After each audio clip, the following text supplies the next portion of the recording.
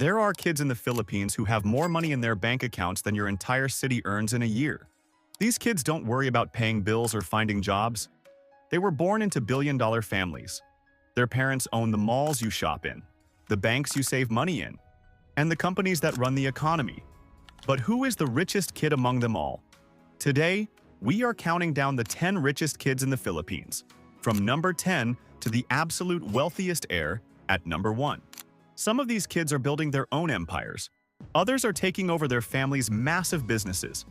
The number 1 spot will absolutely shock you, because it's not just one person but an entire generation of wealth. Let's start with number 10, Nicole Cozin, born into the most powerful business family in the Philippines. She is the granddaughter of a shoe seller who built the SM Group from nothing. That small shop grew into a massive empire worth $11.8 billion today. SM now controls malls, banks, and stores across the entire country. But Nicole did not choose boardrooms as her first path. She chose art, studying in London at Central St. Martin's. While billions waited, she followed paint, texture, and creative risk. Her choice surprised many inside her own powerful family. The SM Group owns more than 80 supermalls and the biggest bank, BDO. Her mother, Teresita C. Cozin, is called the richest woman in the nation. Almost every Filipino uses an SM business in daily life. Still, Nicole wanted a name built by her own hands. Her art uses a road roller instead of a brush. Her work appears in galleries from London to Manila. She stands between personal passion and family responsibility. And this is only the beginning. Because the next heir runs from pressure at full speed, at number 9, we have Daniel Miranda, a young heir with a very different life choice. He is the great-grandson of the founder of Cebuana Luille. His family built the biggest pawn and remittance network in the Philippines. This business helps millions of Filipinos send money and get small loans. But Daniel did not grow up dreaming of offices and balance sheets. He chose race cars instead of boardrooms. Daniel competes in professional car racing events across Asia. For him, speed became a way to feel independent. Still, the family name never disappears. Cebuana Luille has thousands of branches across the country. Many families depend on it for daily financial needs. That kind of business carries long-term responsibility. The family also restored Palacio de Memoria into a public auction house. Daniel's life looks exciting on social media, but behind it, there is a serious financial empire. Most heirs are expected to join the family business. Daniel had that path ready for him. His brother Enrique chose that role instead. This shows the family allows different choices. Daniel balances personal passion with inherited duty. And what comes next will reveal a family linked directly to national power. At number 8, we have Dominique Cojuangco Hearn, a kid born into a famous family. Her family name is linked to money, politics, and power in the Philippines. Her father, Tony Boy Cojuangco, is a very rich businessman. Her mother, Gretchen Barreto, is a well-known actress. Dominique grew up with attention from a young age. People expected her to follow fame or business success. But she chose to build her own path. Her family helped create PLDT, the biggest telecom company in the country. The same family also includes a former Philippine president. This means power has always been part of her life. Dominique focused on learning instead of showing off wealth. She studied fashion in London. Later, she finished another degree in the United States with high grades. After school, she started her own business. She helped create a beauty and wellness online store. The business focuses on care, confidence, and self-love. Her life looks calm and stylish online, but the pressure of her family name never disappears. Dominique is a kid learning how to grow beyond her last name. Next, we meet a kid who didn't choose style or speed, but chose banking power. At number 7, we meet Ana Maria Abotiz Delgado, a kid born into a long business legacy. Her family is part of the Abotiz Group, active since the 1800s. This family runs power, ships, food companies, and a major bank. Anna grew up knowing her name carried history and duty. As a student, she did not dream of banking. She loved art history and studied it in the United States. Her passion was culture, not money. But legacy slowly pulled her back home. The Abatis family is worth about $3.2 billion. They own Union Bank, Abatis Power, and key infrastructure projects. Instead of jumping to the top, Anna started from the bottom. She joined Union Bank as a trainee in 2003. Step by step, she learned how banking really works. She studied more and earned an MBA from New York University. Years of work changed her path completely. In 2025, Anna became president and CEO of Union Bank. Her decisions now affect millions of Filipinos daily. This role carries over 100 years of family expectation. Anna proves that legacy means effort, not shortcuts. Next, we meet a kid chosen to lead a company every Filipino knows. At number 6, we meet John Paul Ang, also called Paul Ang. He is the eldest son of Ramon Ang, one of the most powerful businessmen in the Philippines. In 2024, his father officially chose him to lead San Miguel Corporation. This company is one of the oldest and biggest companies in the country. San Miguel started as a small beer company in 1890. Over time, it grew into a huge national empire.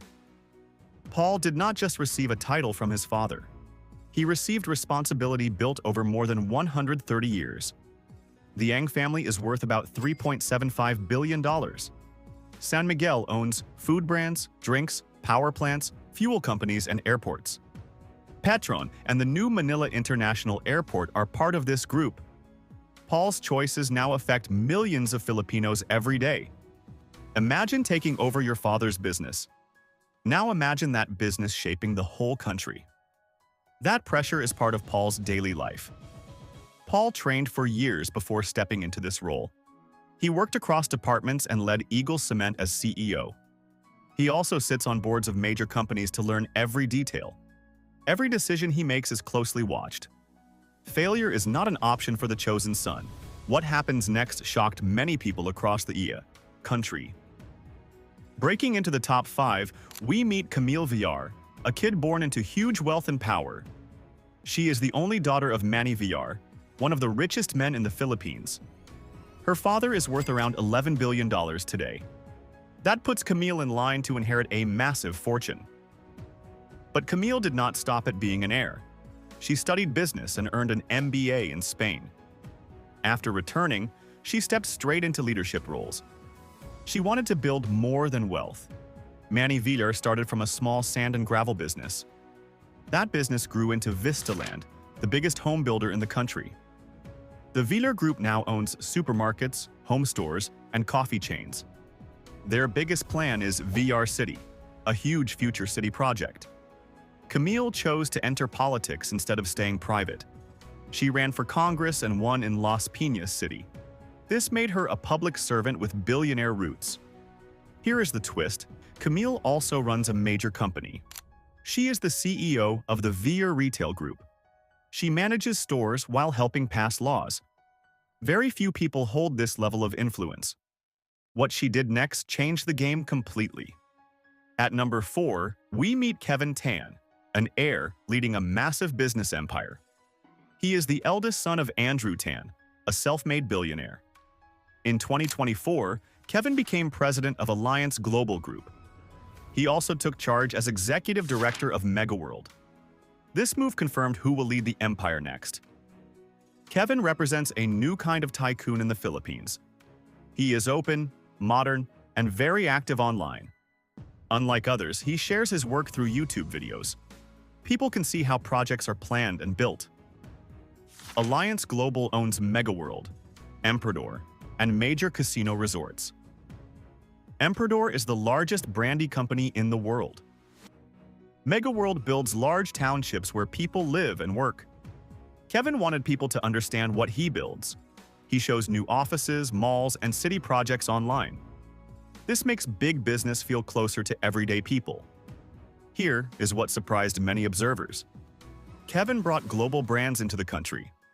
He launched Gordon Ramsay restaurants in Manila. He also signed a deal for the first Tesla showroom. His influence now reaches business and national advice roles. What happens next introduces an heiress shaped by old money and global fashion. At number 3, we meet Rocio Zobel, a kid born into Philippine old money. Her family is part of the Zobel de Ayala clan, known for centuries of wealth. This family has shaped business life in the Philippines since the 1800s. Rocio is still in her early 20s, but her name already carries weight. Many heirs from old families stay private and unseen. Rocio chose to step into the public eye. She became a fashion and lifestyle creator on social media. Her posts show travel, style, and daily life at the top. The Zobel family is worth about $3.4 billion. They control Ayala Land, BPI, and Globe Telecom. These companies shape cities, banking, and communication nationwide. Rocio's father, Inigo Zobel, owns a large share of this empire. Rocio travels between fashion shows and global cities. One day she attends Paris fashion events. Another day, she shares trips from Egypt or New York. In 2019, she represented the Philippines at Le Bal in Paris. This event gathers kids from the world's most powerful families. Rocio now studies fashion design in New York. She is learning how to create her own future. What she does next could surprise everyone watching. At number 2, we meet Katrina Razon, a kid born into global wealth. She is the daughter of Enrique Razon Jr., one of the richest men in the Philippines. Her father is worth about $11.5 billion today. This means Katrina could live quietly without worry forever. But Katrina chose a very different path. She became DJ Katsu, performing at clubs and festivals worldwide. Music gave her freedom and a public voice. But she did not stop at entertainment. Her family controls major ports through a global shipping company. These ports move goods across Asia, Europe, Africa, and America. Her father also owns luxury casinos and water utilities. This wealth touches daily life around the world. With all this, Katrina asked a simple question. How can money help people and the planet? She co-founded a major music and arts festival in Thailand. That festival bans plastic and supports nature protection. She turned fun events into tools for change. Katrina also started an investment firm. She funds businesses solving social and environmental problems. In 2023, she joined the board of Manila Water. This step marked her entry into the family business. Some people doubt activist heirs like her. Others watch closely to see if purpose can last. Katrina proves profit and responsibility can exist together. What comes next reveals a level of wealth beyond imagination. We have seen racers, artists, leaders, and changemakers on this list. But number 1 cannot be explained by one single kid. This spot belongs to an entire family dynasty. It starts with a man who arrived with nothing. Henry Sy Sr. came to the Philippines from China with big dreams. In 1958, he opened a small shoe store in Manila. That store was called Shoe Mart. At first, it was just one shop selling shoes. Slowly, that shop grew into something much bigger. Over time, Shoe Mart became SM. Today, the SI family is worth about $11.8 billion. This makes them the richest family in the Philippines. SM Investments is now the largest company in the country. They own more than 80 malls nationwide. They also own the biggest bank, BDO. Hotels, stores, and convention centers are part of their empire. Think about your daily life in the Philippines. Shopping, banking, or even eating out often involves SM. It is hard to avoid this family's businesses. Here is what makes the story different. Henry Sy trained his children from a young age. They worked in stores before leading companies. Now, the third generation is stepping forward. These kids studied in top schools around the world. They are quietly learning how to run the empire. Inheriting billions sounds easy, but it is not. Their choices will affect millions of Filipinos. They will decide the future of an entire economy. And this leads us to the final reveal. The richest kid in the Philippines is not one person. It is the next generation of the Sy family. The richest kid in the Philippines is not one single person. It is an entire generation of heirs. The third generation of the Sy family stands at the top. Together, they inherit $11.8 billion. That truth changes how this list ends. We expected to see one face at number one. Instead, we found a system built on family lines. Power here does not belong to one name alone. It spreads across an entire dynasty. These kids are the grandchildren of Henry Sy Sr. They are quietly placed across the SM empire. Some learn retail, some learn banking, some learn real estate. All of them are being prepared. This level of wealth brings heavy pressure. Luxury exists, but so does responsibility. Their choices will affect workers, cities, and families. One decision can move the economy. Henry Sy Sr. started with one shoe store. That store became the largest business empire in the country. Now his grandchildren stand next in line. They inherit not just money but a nation's trust. At the start, we asked what this life feels like. Now you see it is comfort mixed with weight. They did not choose their last name, but that name will shape their future forever. Would you trade freedom for that kind of power?